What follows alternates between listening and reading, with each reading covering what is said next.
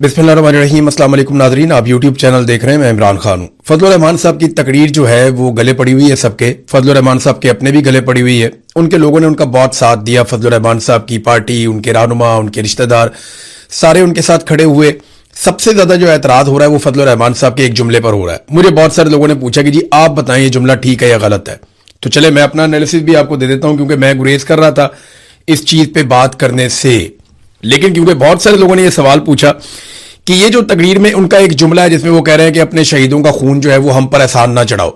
परवेज मुशर्रफ साहब का एक जुमला था कि भाई अगर फौज में आए हो तो मरना मारना तो चलता ही रहता है।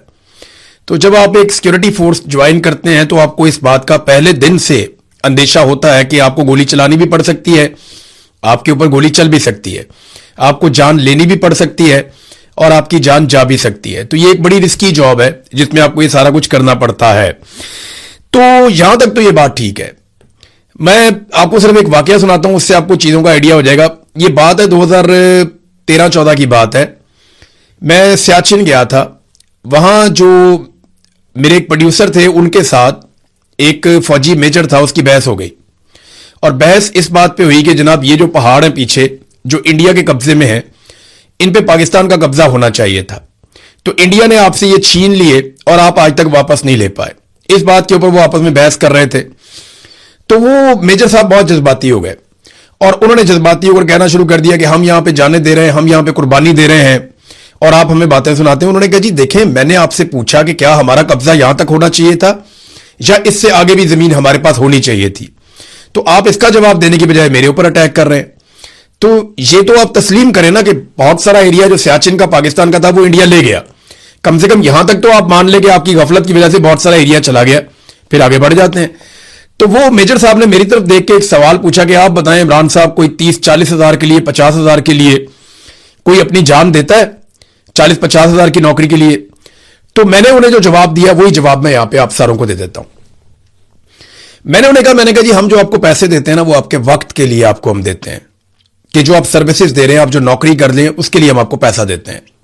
जैसा हम डाकिये को देते हैं, जैसा हम टीचर को देते हैं, जैसा हम पुलिस वाले को देते हैं, जैसा हम बाकी सेक्रेटेरिएट में काम करने वाले मुलाजमीन को देते हैं, ऐसे हम आपको भी तनख्वाह देते हैं। जैसे बाकी इदारों में तनख्वाह मिलती है, आपके इदारे को भी तनख्वाह मिलती है। तो इसमें अलग चीज क्या है? सबकी अपनी अपनी अलग अलग ड्यूटी है। वो कहते हैं लेकिन आप बताएं कि कोई अपनी जान देता है इतने पैसों के लिए? तो मैंने कहा देखें, चाहे आपके इदारे का आदमी हो चाहे किसी भी इदारे का आदमी हो, जो भी अपनी जान देता ना उसके बदले में हम उसे पैसे नहीं देते, उसके बदले में हम उसे इज्जत देते हैं, उसके बदले में हम उसे प्यार देते हैं। और यही एक कौम दे सकती है अपने शहीद को। तो फिर मेजर साहब के पास कोई जवाब नहीं था उसके बाद, और ना उनके पास पूछने के लिए कोई सवाल था। तो ये जो सिक्योरिटी फोर्सेज हैं ये तनख्वाह लेकर काम करती हैं, ये बात बिल्कुल ठीक है फजलुर रहमान साहब की, उन्होंने गलत बात नहीं की। लेकिन जब ये लोग शहीद हो जाते हैं तो कौम इसके बदले में उन्हें प्यार करती है, कौम इसके बदले में उनका एहतराम करती है। और यही एक प्यार और एहतराम है, और एक जज्बा यही होता है ना कि मैं अपनी कौम के लिए जान दे रहा हूं, मेरी कौम मुझे याद रखेगी, मैं हमेशा अपनी कौम की नजरों में जिंदा रहूंगा, मेरे खानदान वाले मेरे पे फख्र करेंगे। यही एक बात होती है ना जो आप लड़ते हैं। कोई भी लड़ाई आप जब लड़ते हैं तो आपको ये होता है मैं अपनी कौम के लिए, अपने लोगों के लिए लड़ रहा हूं। अरशद शरीफ के दिमाग में भी यही था ना कि मैं अपनी कौम के लिए आवाज उठा रहा हूं, आने वाली नस्लों के लिए आवाज उठा रहा हूं, लोग मुझे याद रखेंगे। आज लोग अरशद शरीफ को याद भी रखते हैं, प्यार भी करते हैं। लेकिन देखिए मसला तब पैदा होता है जब आप अपने ही लोगों को मारना शुरू हो जाते हैं। तो फिर लोगों को गिले शिकवे याद रहते हैं, कुर्बानियां लोग भूल जाते हैं। और यही इस वक्त पाकिस्तान में इदारों के साथ हो रहा है। ऐसा नहीं है कि इदारों ने कुर्बानियां दी, पुलिस ने सबसे ज्यादा कुर्बानियां दी हैं। उसके बाद दहशतगर्दी की लड़ाई में फौज ने भी कुर्बानियां दी हैं, लेकिन सबसे बड़ी कुर्बानी जो दी वो पाकिस्तान के सिविलियंस ने दी है। सबसे ज्यादा जानें सिविलियंस की गई हैं दहशतगर्दी के खिलाफ लड़ाई में, और वो सारे भी उतने ही बड़े शहीद हैं जितने बड़े हमारे सिक्योरिटी फोर्सेज के लोग शहीद हैं। ये सारे लोग जो है वो शोहदा है, तो सारों का एक जैसा एहतराम होना चाहिए ना। हम तो फर्क नहीं करते, लेकिन ये जो फर्क किया जा रहा है इस वक्त बलूचिस्तान की सड़कों पे 30 शोहदा की लाशें पड़ी हुई हैं, उनसे सौतेलों जैसा सलूक क्यों किया जा रहा है? मेरा ये सवाल है, कोई मुझे इसका जवाब दे दे। देखिए फजलुर रहमान साहब के जुमले में ये आप एतराज कर सकते हैं, जो लोग एतराज कर रहे हैं उस एक जुमले के ऊपर, वो जायज एहतजाज है कि आप शोहदा के बारे में आप इस तरह बात बेशक ना करें, लेकिन क्या शोहदा का एहतराम पाकिस्तान की रियासत कर रही है? मेरा सवाल यह है, क्या इन पुलिस वालों की जो वर्दी है वो ज्यादा सस्ती है? क्यों उनके चेहरे जो है वो पाकिस्तान के टीवी चैनल्स पर नहीं दिखाए जा रहे? मेरा सवाल है, मुझे इसका जवाब दें आप। क्यों उन पर गमगीन नगमों वाले म्यूजिक क्यों नहीं चलाए जा रहे, उनके ऊपर मोन्टाजेस क्यों नहीं बनाए जा रहे, क्यों उनके चेहरे बार बार टीवी चैनल्स पे नहीं दिखाए जा रहे? मेरा सवाल है, मुझे इसका जवाब दे। क्यों अभी तक आईएसपीआर की जानिब से इन शोधा पर कोई नगमा जारी नहीं किया गया? मेरा सवाल है, मुझे इसका जवाब दें। क्यों अभी तक नेशनल मीडिया को जाए वकुआ पर नहीं ले जाया गया? मेरा सवाल है ना, मुझे इसका जवाब दें। अभी तक क्यों वॉर रूम नहीं बनाकर दिखाए गए मीडिया के ऊपर, जो हमेशा बनाकर दिखाए जाते हैं? क्या ये जो पुलिस वाले हैं, इनकी वर्दी सस्ती है, या ये कौम के बेटे नहीं है, या इनका खून सस्ता है? मेरा सवाल है ना, देखें, जब शहीद की इज्जत होगी तो सबकी इज्जत होगी। चाहे कोई बॉर्डर के ऊपर शहीद हो जाए, चाहे कोई दहशतगर्दों से लड़ता हुआ शहीद हो जाए, चाहे कोई अपनी दुकान पे बैठा हुआ अपना कारोबार करने के लिए गया, वहां पे कोई धमाका करके उसको शहीद कर दे, तो ये सारे शहीद हैं, हमारे लिए सारे मोहतरम है। चाहे अरशद शरीफ दियारे गैर में शहीद हो जाए, कीनिया की सरजमीन पे मारा जाए, वो भी हमारे लिए शहीद है, वो भी हमारे लिए उतना ही मोहतरम है, मोतबर है, बल्कि वो ज्यादा अहमियत इसलिए रखता है कि उसकी कोई लड़ने की ट्रेनिंग नहीं थी, वो पूरी कौम के लिए आवाज उठा रहा था, अकेला वहां पे पड़ा हुआ था दियारे गैर में, वहां पे शहीद हो गया, तो उसकी भी उतनी इज्जत होनी चाहिए। मेरा यह सवाल है कि क्यों अभी तक शोहदा के लवाहिकीन और उनके वारिसान के इंटरव्यू टीवी चैनल पे नहीं दिखाए जा रहे? क्या ये वर्दी इतनी सस्ती है कि आप नहीं दिखाएंगे? इनके साथ सौतेलों जैसा सलूक आप करेंगे तो आप खुद कंट्रोवर्सी में जा रहे हैं।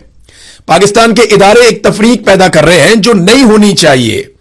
ये क्या वजह सिर्फ यह है कि ये आपके अजाइम या आपके मकासद के रस्ते में नहीं मारे गए, या ये सस्ते लोग थे, या इनका खून सस्ता था? देखिए, अमेरिका ने अपने एक पायलट को बचाने के लिए, देखिए, शेर तो हमें यह भी सुनाए जाते हैं कि काफिर हो तो शमशीर पे करता है भरोसा, मोमिन हो तो बेतेग भी लड़ता है सिपाही। ये जगह जगह लिखे हुए हैं।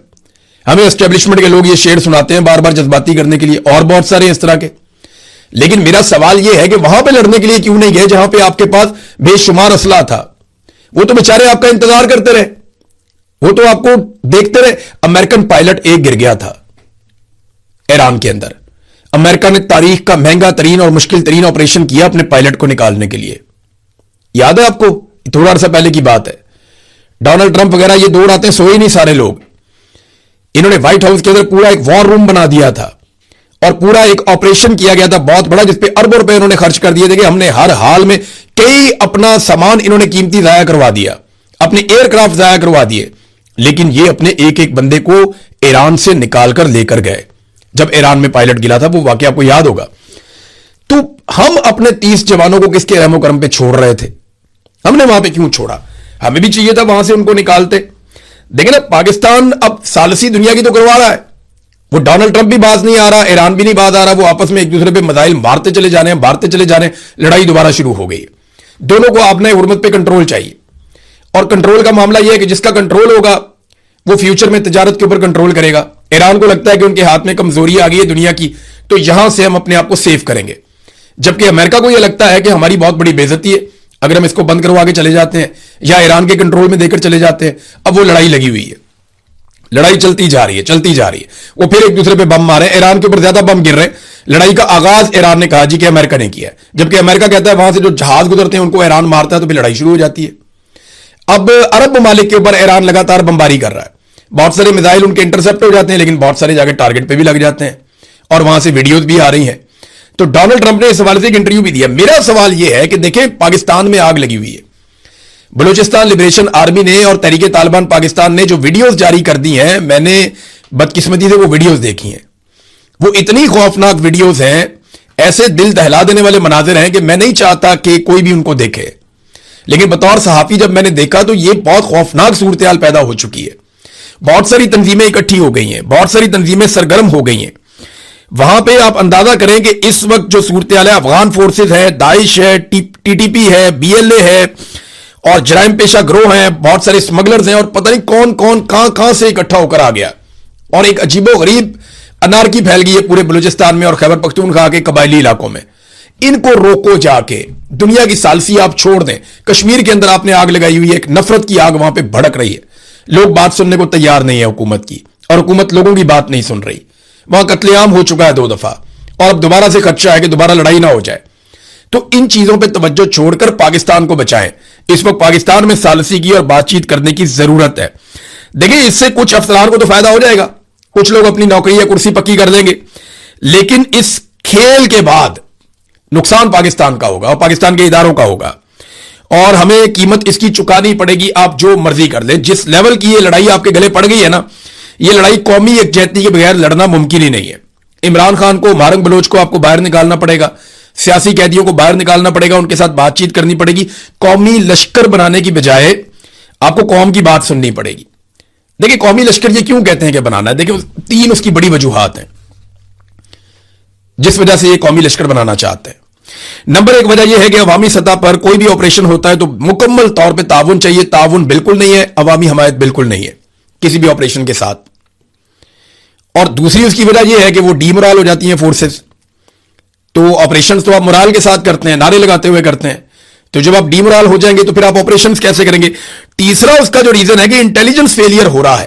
جب تک آپ کا لوکل آپ کے ساتھ نہیں ہوگا, مقامی آبادیاں آپ کے ساتھ کھڑی نہیں ہوں گی, آپ کو انٹیلیجنس نہیں ملے گی, تو آپ کو آپریشنز میں کامیابی نہیں ملے گی. اب یہ 3 بڑی ریزنز ہیں, لوگ ساتھ نہیں کھڑے ہو رہے. دیکھیں اگر لشکر ہوگا تو عوامی تائید بھی مل جائے گی, معلومات بھی ملیں گی اور مرال بھی بہتر ہو جائے گا. اب یہ لشکر نہیں ہے تو یہ بھی نہیں ہو رہا. اب لشکر والوں کے ساتھ پرابلم یہ ہے کہ وہ جب بھی لشکر بنا کے لڑتے ہیں بعد میں وہ اکیلے رہ جاتے ہیں. جو لوگ سوات میں, صرف میں آپ کو بتا رہا ہوں, لشکر بنا کر لڑے تھے, ان میں سے درجنوں کی ٹارگٹ کلنگ ہوئی ہے. اور بہت سارے سردار جو فرنٹ پہ لیڈ کر رہے تھے اور ٹی ٹی پی کے ساتھ لڑ رہے تھے, بعد میں ٹی ٹی پی کے ساتھ تو معاملہ طے کر لیا جنرل باجوہ نے. جنرل باجوہ نے آگے ٹی ٹی پی کے ساتھ معاملہ طے کر لیے, اور وہ جو لوگ لڑتے رہے وہ بیچارے اپنے گھروں میں سے. دیکھیں نا, فوج تو ایک ادارہ ہے, ان کے پاس سیکورٹی ہے, ان کے پاس پورا انتظام ہے, بختر بند گاڑیاں ہیں, بلٹ پروف گاڑیاں ہیں, جدید ویپنز ہیں, ٹینکس ہیں, ہیلی کاپٹرز ہیں, جیٹس ہیں, ہر چیز ہے ان کے پاس. بہت بڑی نفری بھی ہے, ہر وقت مسلح افراد ساتھ رہتے ہیں, ان کے ہتھیار بند لوگ رہتے ہیں, وہ ہمیشہ تیار رہتے ہیں. لیکن یہ جو لشکر ہے, ان میں کوئی تاجر ہے, کوئی ان میں زمیندار ہے, کوئی ان میں چھوٹا سردار ہے, کوئی ان میں بڑا سردار ہے, کوئی ان میں دکاندار ہے. اب یہ لوگ لشکر بنا کے لڑنے کے لیے آ جاتے ہیں, بعد میں تو انہوں نے اپنی دکانوں پہ, اپنے کاروباروں میں یا اپنے حجروں میں جا کے بیٹھنا ہے. یہ تو ہر وقت اس طرح مسلح نہیں رہ سکتے, اور جب یہ غیر مسلح ہوتے ہیں ان کی ٹارگٹ کلنگ ہوتی ہے. اور جنرل باجوہ نے جیسے آ کر صلح کر لی, کل کو ایک اور آئے گا آ کے ان کے ساتھ صلح کر لے گا, لشکر انہیں مارے گا, بعد میں آگے صلح کر دے گا, صلح ہو جائے گی, وہ ان کی ٹارگٹ کلنگ کریں گے. وہ قبائل آپس میں کئی دہائیوں تک پھر لڑتے رہیں گے. یہ بڑی بدقسمتی ہے, اور اس وجہ سے فضل الرحمان صاحب نے کہا کہ نہیں, یہ نہیں ہونا چاہیے. بہرحال فضل الرحمان صاحب پہ بہت ٹکا کر تنقید ہوئی ہے, اور فضل الرحمان صاحب کا موقف زیادہ تر جو ہے ان کی بات وہ ٹھیک ہے, ان کی بات غلط نہیں ہے. لیکن ان کی مزاحمت کی وجہ جو ہے نا فضل الرحمان صاحب کی, وہ کبھی بھی اصولی نہیں ہوتی. ان کی مزاحمت کی وجہ زیادہ تر وصولی ہوتی ہے, اور فضل الرحمان صاحب وصولی کر لیتے ہوتے ہیں. فضل الرحمان صاحب کو یہ نظر آ رہا ہے کہ یہ سیٹ اپ نہیں چل رہا, اور پاکستان کو ایک نئے الیکشن کی طرف جانا پڑے گا. اور جب بھی کوئی عمران خان صاحب سے بات کرے گا, جو اب نظر آ رہا ہے کہ اس کے بغیر گزارا کوئی نہیں ہے, تو الیکشن کی طرف ہی جانا پڑے گا. اور الیکشن میں اسی پولیٹیکل پارٹی کو ووٹ ملے گا جو اینٹی اسٹیبلشمنٹ بیانیاں بنائے گی. تو فضل الرحمان صاحب نے اینٹی اسٹیبلشمنٹ بیانیاں بنا لی ہے, اور فضل الرحمان صاحب کے بعد یہ سہولت بھی ہے کہ وہ جب چاہیں اینٹی اسٹیبلشمنٹ بیانیے سے واپس بھی آ سکتے ہیں. یعنی ان کی پولیٹیکل پارٹی میں فضل الرحمان صاحب کی وہاں جمہوریت نہیں ہے. ایسا نہیں ہے کہ فضل الرحمان صاحب نے ایک بات کہہ دی تو ساری پارٹی ساتھ کھڑی ہو گئی, اور جب انہوں نے دوسری بات کی تو پارٹی خلاف ہوگی. وہ نہیں ہوتا, وہ عمران خان صاحب کی پارٹی میں ہوتا ہے, پیپلز پارٹی میں بھی ہوتا تھا, اب نہیں ہوتا. لیکن یہاں فضل الرحمان صاحب کو تو ستے خیرہ, وہ اگر کل کو یہ کہہ دیں کہ جی میں خود لشکر بنا رہا ہوں تو اس سے کوئی فرق نہیں پڑے گا. ان کی پارٹی ان کو کہے گی ٹھیک ہے جی فضل الرحمان صاحب اوکے کرو, تو ان کو مخالفت کا سامنا نہیں کرنا پڑے گا. انکنڈیشنل سپورٹ رہتی ہے فضل الرحمان صاحب کے پاس. وہ ان کی پارٹی میں ایک جس کو کلٹ عمران خان کو کہتے ہیں نا, ایکچولی ان پولیٹیکل پارٹیز میں چھوٹے چھوٹے یہ کلٹ موجود ہیں. اب خیبر پختونخوا میں اور بلوچستان میں فضل الرحمان صاحب کہتے ہیں ان کی حکومت بن جائے, تو عوامی مقبولیت کے لیے تھوڑا اینٹی اسٹیبلشمنٹ ہونا پڑے گا, اور اسٹیبلشمنٹ کو یہ سوٹ کرے گا اگر فضل الرحمان صاحب کی حکومت بن جاتی ہے, یا وہ کچھ مقبول ہو جاتے ہیں, کچھ سیٹیں جیت جاتے ہیں, کولیشن گورنمنٹ بھی بنا لیتے ہیں, تو فضل الرحمان صاحب اسٹیبلشمنٹ کو سوٹ کریں گے عمران خان کی جگہ پہ, کیونکہ عمران خان بہت مشکل آدمی ہے. اور دیکھیں جو لشکر بنانے کی بات ہوئی نا, وہ فضل الرحمان صاحب سے کسی نے نہیں کہا کہ لشکر بناؤ.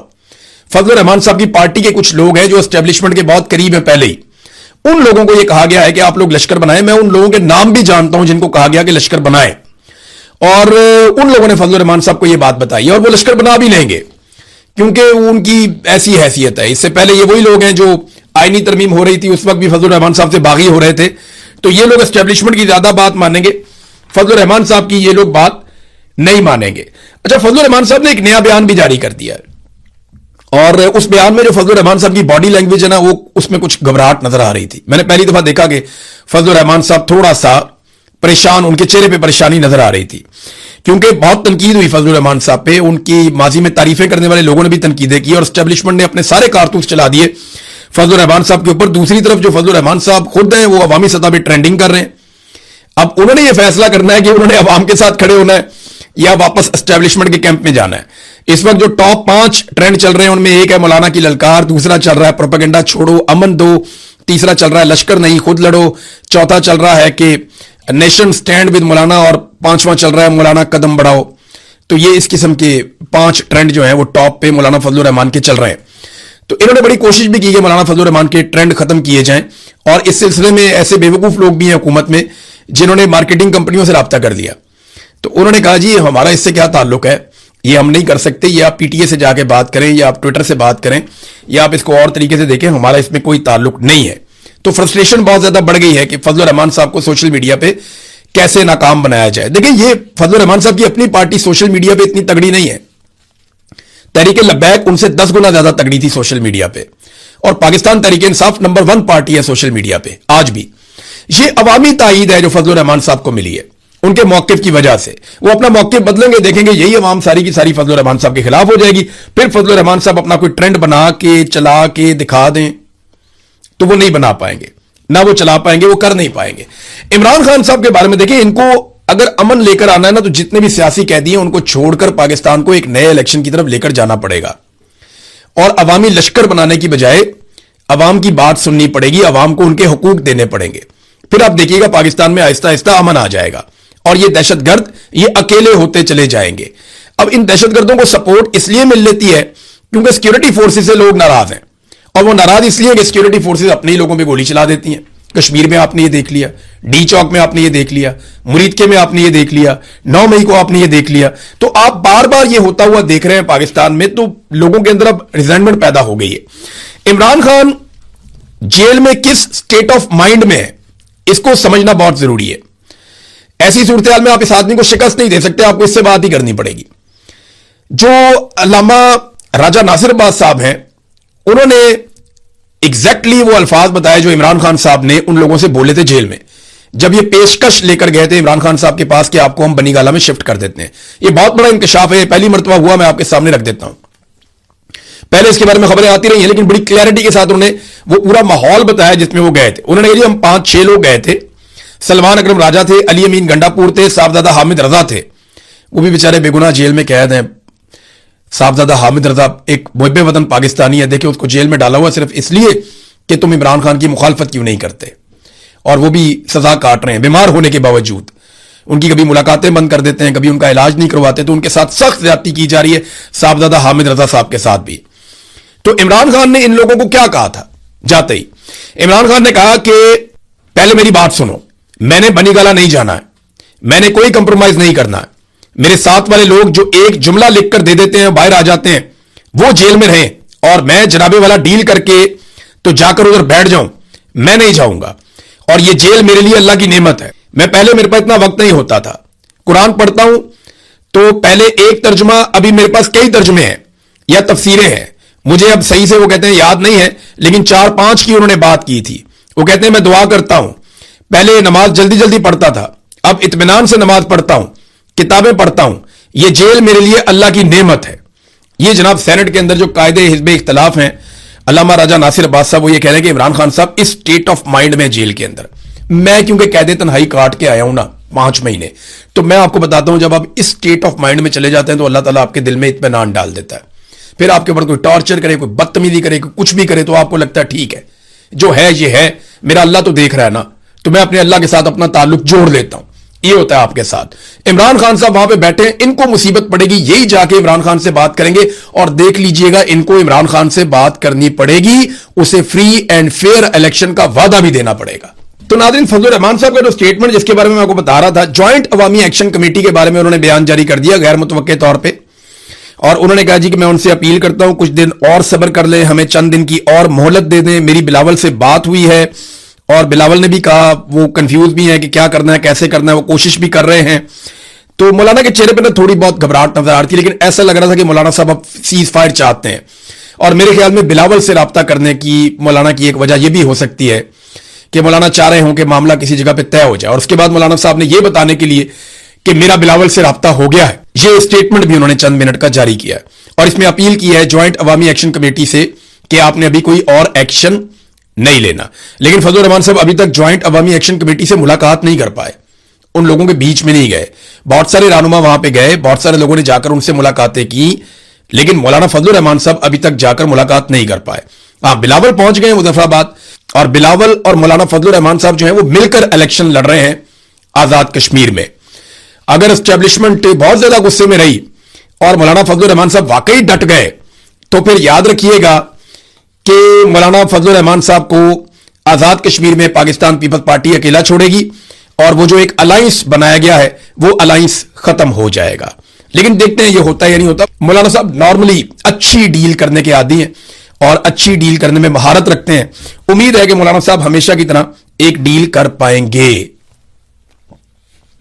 नाज़रीन, जाते जाते एक छोटी सी खबर आपको मैं देता हूं। सऊदी अरब ने एशियाई ममालिक को खरीदारी करने की सूरत में $11 फी बैरल तक का रिलीफ दिया है। ठीक ठाक रिलीफ है, $11 फी बैरल तक का रिलीफ दिया है पेट्रोल में सऊदी अरब ने। हमारा ज्यादातर जो तेल है वो सऊदी अरब से आता है, लेकिन हराम है कि हुकूमत ने एक पैसे का भी रिलीफ पाकिस्तानियों को दिया हो। सऊदी अरब एशियाई ममालिक को रिलीफ दे रहा है, लाजमी बात है हमें तो जरूर मिलेगा, क्योंकि हम तो जनाब सऊदी अरब में फौज भी भेज चुके हैं, दिफाई मुआहदा भी कर चुके हैं और आज तक कौम को बताया भी नहीं कि हमने मुआहदा किया क्या है। लेकिन अच्छी बात है, रिलीफ तो सऊदी अरब ने जरूर दिया होगा, लेकिन पाकिस्तानी अवाम को टके का रिलीफ इन्होंने नहीं दिया, बल्कि उल्टा अवाम की इन्होंने जेबें काटी हैं। अब तक के लिए इतने, अपना ख्याल रखिएगा, अपने चैनल का भी। अल्लाह हाफिज।